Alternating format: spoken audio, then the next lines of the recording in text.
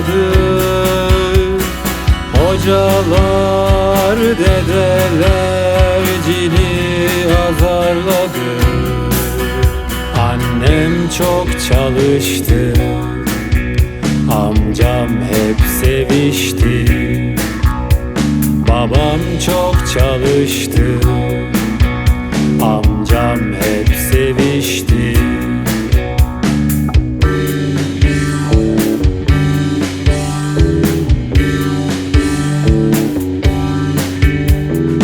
Yollar uzadı, ağaçlar azaldı.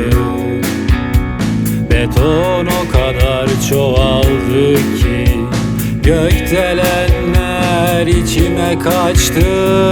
Hanımlar, ağabeyler, zihnim karıştı. Hanımlar, ağabeyler, zihnim dolandı. Zevkler bahçesi, zihnimin bir köşesi.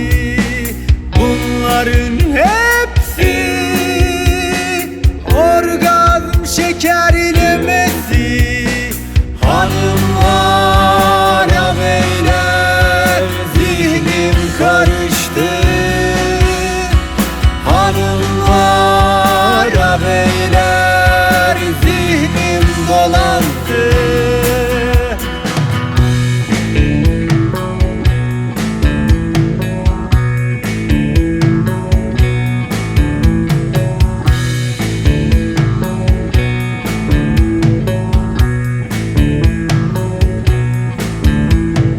Aşkı doğurdum, şimdi onu sayıklıyorum. Leyla'yı gördüm, Mecnun'u hep bildim.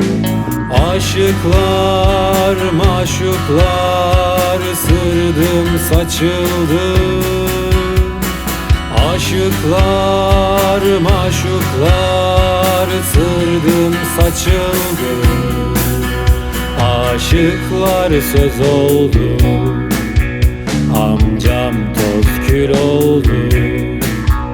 Aşıklar söz oldu, amcam saç pul oldu.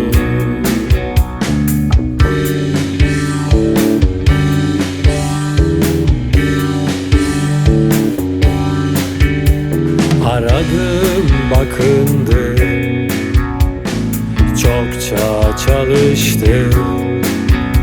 Zaman bulamadım, zaman zaman bunaldım. Hanımlar, ağabeyler, zihnim karıştı. Hanımlar,